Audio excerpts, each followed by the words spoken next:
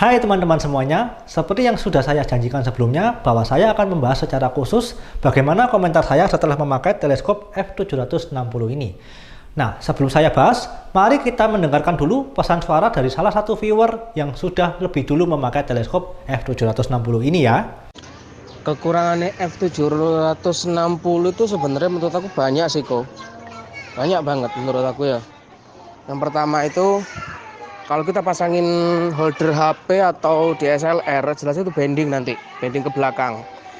Terus nanti itu kalau kita pakai bawaan okuler bawaan dari teleskopnya itu, nah nanti itu hasilnya tuh abrasi kromasinya itu jelas banget. Gitu. Makanya kan kalau aku mau astrofotografi itu aku pakai okuler handmade. Nah, sebenarnya itu. Terus yang paling mendasar itu sebenarnya itu di slow mo-nya itu enggak ada stoppernya. Jadi kalau kita nggak pinter-pinter ngatur jaraknya atau sampai mana batasnya, jangan nanti dol. Nah, keluar dari sticknya itu kok. Itu menurut aku sih. Soalnya jangankan kita pakai holder HP ya, jangan pakai DSLR. Kita pakai holder HP aja udah bending, gitu loh. Semula aku pakai mata biasa, shoot ke objek, itu pas di tengah. Tapi kalau aku pasangin holder, itu langsung bending ke belakang kok. Nggak pas lagi di tengah. Akhirnya aku ngatur lagi lewat slow mo-nya seperti itu. Sebenarnya di situ sih benar kelemahannya untuk f760. Tapi kalau untuk standar sekolahan atau dalam masa pengenalan tentang teleskop, yang paling recommended itu antara dua, f76700 sama f760 itu sudah bagus itu. Tapi untuk kelemahannya di situ, untuk yang f760. Oh ya, sekali lagi kok kekurangannya. Kalau kita pakai Barlow, ini pengalamanku ya kok ya. Kalau kita pakai Barlow, lensa Barlow itu kalau kita gabungin diagonal Barlow sama okuler, itu out focus kok. Gitu loh. Jadi yang semula itu kalau kita cuman pakai okuler aja itu sudah fokus. Kalau kita tambahin Barlow, jadi out of focus. Jadi itu kita mentokin ke depan itu nggak fokus, ke belakang juga nggak fokus kok. Makanya itu aku sebenarnya apa aku yang nggak bisa pakai Barlow di f760 ku, atau emang dari spek okulernya itu yang jelek atau gimana tuh aku masih belum paham gitu loh. Kalau menurut saran sih ada yang nyaranin kita kalau pakai Barlow itu nggak usah pakai diagonal kok. Jadi langsung dari fokuser itu langsung pasangin Barlow, langsung dipasangin sama okuler. Nah, ini bingung aku yang benar yang mana. Aku masih belum coba sih yang tanpa diagonal. Kalau sebenarnya itu saya tambahannya untuk minusnya di f760. Nah, sebelum saya membahas lebih lanjut pesan suara dari salah satu viewer tersebut, izinkan saya memberitahukan sebuah fakta. Kalau teleskop f760 ini, meskipun aperturnya 60 mili, namun yang kepake hanya sekitar 50 mili saja. Kenapa bisa begitu? Karena di bagian tengah optical tube teleskop ini ada sebuah plat besi yang berfungsi sebagai aperture stop atau diafragma. Selama ini saya tidak pernah bahas karena tidak pernah bermasalah dengan diafragma ini. Di teleskop normal, ukuran plat diafragma ini tidak menghalangi cahaya atau bayangan yang dibentuk oleh teleskop. Tapi di teleskop f760 ini, diafragmanya menghalangi pandangan. Ya, saya sendiri tidak mengerti kenapa pabrikan membuat plat besi atau diafragma yang menghalangi pandangan. Saya akan kasih teman-teman lihat bagaimana perbandingannya, yaitu dengan cara melihat langsung dari eyepiece tanpa prisma diagonal ya.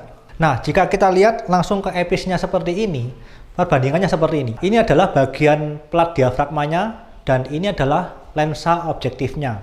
Terlihat semua tanpa terhalang. Sedangkan yang ini adalah teleskop f760, ini diafragmanya, padahal ukuran lensa objektifnya adalah sebesar ini. Jadi sedikit menghalangi pandangan atau cahaya dan bayangan yang dibentuk. Dan hal ini mengakibatkan ketika kita melakukan pengamatan, Nah, mata kita kan akan cenderung mengepaskan kanan kiri ke bagian episnya ya. Itu nanti akan terlihat sedikit warna hitam di sekeliling, ya seperti ini contohnya ya. Berat teleskop f760 ini juga ringan, hanya 1,8 kilo saja. Tapi teman-teman harus tahu, kalau teleskop ringan itu sebenarnya tidak bagus, karena akan mudah goyang jika tersentuh oleh tangan, bahkan jika terkena hembusan angin saat pengamatan. Kualitas materialnya menurut saya juga buruk ya, karena bahannya kebanyakan terbuat dari plastik, terutama di bagian yokelnya ini sangat ringkih sekali, ya mudah goyang sampai meletot-meletot kayak gini guys. Lensa objektifnya juga tidak ada bautnya, karena dari pabrikan dilem dengan sangat kuat, sehingga akan menyusahkan jika suatu saat kalian ingin membersihkan debu di lensa bagian dalamnya. Meskipun kalian juga bisa membuka lensa dengan cara melepas bodi bagian depan yang tipis ini, tetapi lagi-lagi ini dilem dengan sangat kuat, dan jika kalian bisa membukanya, saya sarankan untuk berhati-hati karena hal ini rawan membuat lensa kalian terjatuh atau tersentuh oleh jari kalian sehingga sangat susah untuk dibersihkan.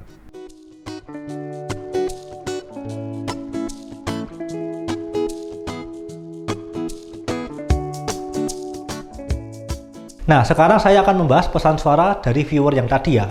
Dia mengatakan, jika memasang holder HP di bagian epis, maka teleskop optical tube akan jatuh ke belakang dan ada sebuah pergeseran jeda karena beban dari smartphone. Ya, yang dimaksud dengan pergeseran jeda itu adalah seperti ini ya. Ini bautnya sudah saya kencangkan semua, termasuk di bagian slow mo controllernya, tapi ada jeda pergeseran seperti ini. Ini disebabkan karena beban smartphone dan holdernya. For your information, bahwa jeda di sebuah teleskop ini sebenarnya wajar dan itu terjadi dengan semua teleskop yang sudah pernah saya review sebelumnya. Cuma tingkat jedanya itu berbeda-beda tiap teleskop ya. Jujur kalau misalkan f760 ini jedanya selebar ini menurut saya memang cukup parah ya. Namanya juga teleskop dengan material yang ya kalian tahu sendiri lah ya. Apalagi mountingnya terbuat dari bahan plastik dan dia bisa ikutan joget seperti ini ya guys ya. Jadi buat teman-teman semuanya yang ingin membeli adapter smartphone untuk teleskop f760 ini, saya sarankan teman-teman beli yang kecil aja ya, supaya teleskopmu nggak jempalik ngono guys. Lalu yang kedua tentang epis yang memiliki aberrasi kromatik tinggi. Ya emang benar sekali, lensa episnya ini kualitasnya biasa pol. Terutama lensa epis yang ukuran 4 mili ini kayaknya juga nggak bakal kepake karena ketajamannya juga sangat kurang dan ukurannya yang sangat kecil sekali. Dan ukuran episnya ini juga 0,96 inci ya, jadi teman-teman bakalan susah kalau beli di luaran. Nah, yang ketiga adalah slow mo controller yang tidak memiliki stopper. Mari kita coba ya. Ini saya putar dan ya benar sekali. Slow mo controllernya ini tidak ada stoppernya. Jadi teman-teman harus hati-hati, jangan sampai terlepas seperti ini. Nanti khawatirnya HP kalian akan jatuh saat pengamatan. Yang keempat adalah kalau pakai Barlow digabung prisma tidak akan bisa fokus. Nah ini saya harus coba dulu untuk pengamatan. Ya saya coba untuk mengamati sebuah tower dengan jarak sekitar 3 kilo. Hasilnya seperti apa ya.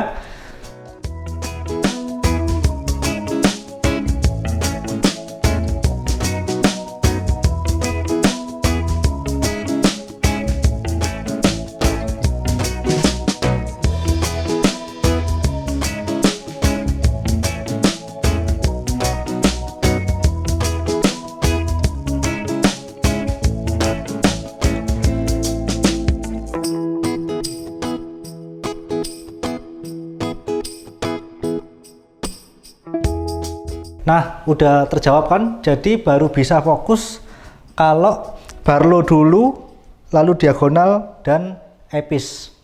Ya, kalau misalkan prisma dulu, baru Barlow nggak bisa fokus. Lalu, apa kelebihan dari teleskop f760 ini?